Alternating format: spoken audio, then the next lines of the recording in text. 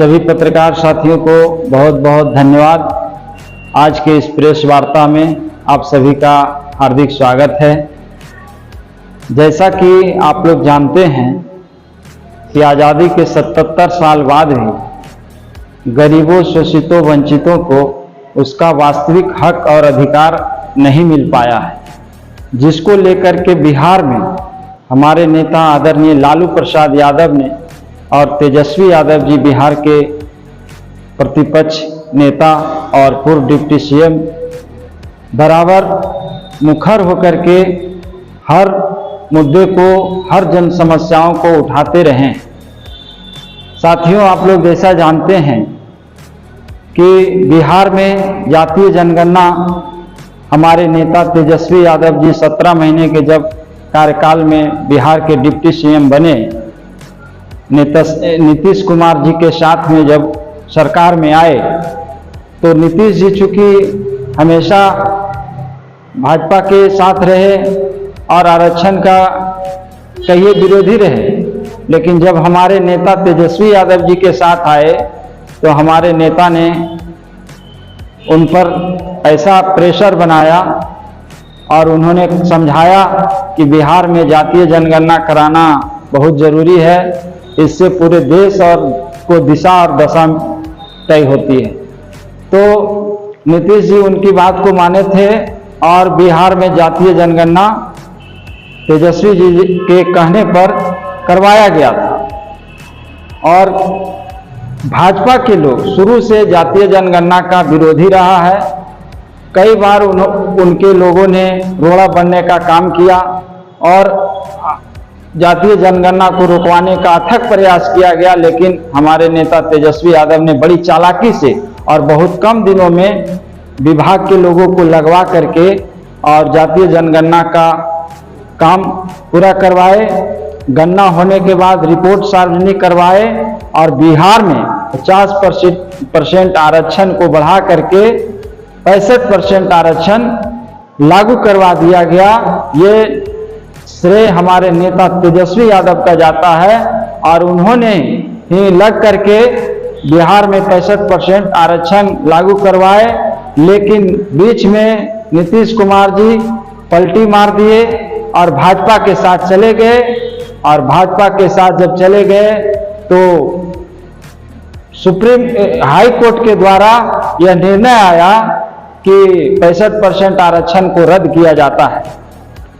सोचिए कि जब हमारे नेता डिप्टी सीएम तेजस्वी यादव थे तब बिहार में जातीय गणना करवाए, और जब सरकार चली गई तो जातीय गणना का जो आरक्षण 65% आया था उसको रद्द करवा दिया गया। इसका मतलब यही है और यही साफ है कि नीतीश कुमार ने कोर्ट में और मजबूती से पक्ष नहीं रखा और भाजपा की चापलूसी में, चाटुकारिता में उन्होंने सरकार को अपना पक्ष कमजोर रखा, जिसके कारण हाई कोर्ट के द्वारा आरक्षण 65% को रद्द कर दिया गया।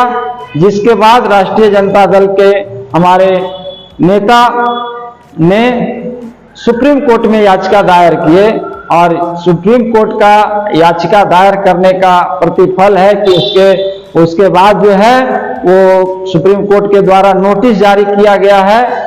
और लगातार हमारे नेता जातीय गणना और आरक्षण देने के पक्ष में रहे हैं, जबकि भाजपा के लोग हमेशा आरक्षण का विरोधी रहा है।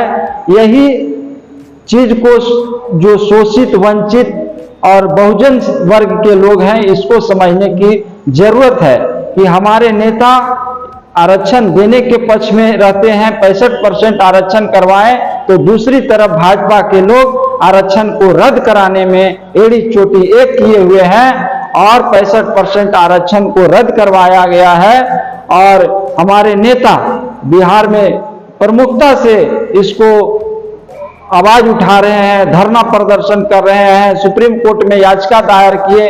लगातार आरक्षण को लागू करवाने के लिए हमारा संघर्ष जारी है। हमारे नेता आदरणीय तेजस्वी यादव का आह्वान पर, राष्ट्रीय जनता दल के राष्ट्रीय अध्यक्ष आदरणीय लालू प्रसाद यादव जी के आह्वान पर बिहार में हम लोगों ने देखे कि गणना कराने की मांग को लेकर के पूरे देश में और बिहार में 65% आरक्षण लागू कराने को लेकर के हम लोगों ने धरना भी दिया।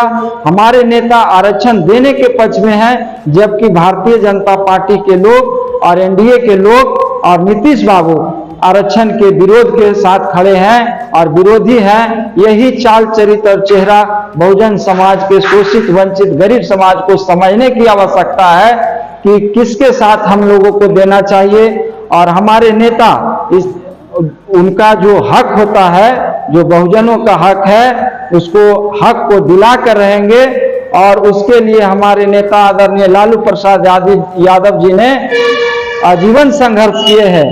शोषित वंचितों के लिए उन्होंने लड़ाई लड़े, उनके लिए जेल तक गए और जेल जाने के बाद में भी देखिए भाजपा के लोग इनके पीछे लगा हुआ है। कभी ईडी, कभी सीडी, कभी सीबीआई, कभी जांच, तो कभी जेल का भी मतलब भेजा जाता है। तो हमारे नेता संघर्षरत है और भारतीय जनता पार्टी को बेनकाब करने के लिए आज यह प्रेस कॉन्फ्रेंस बुलाया गया है, एनडीए को नकाब करने के लिए।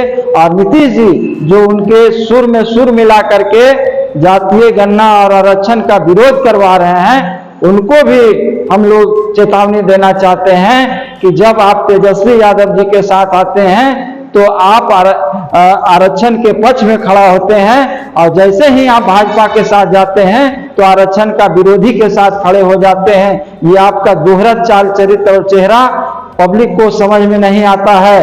आपका क्या सिद्धांत है, आप क्या नीति है, इस समझने की जरूरत है बिहार के लोगों को।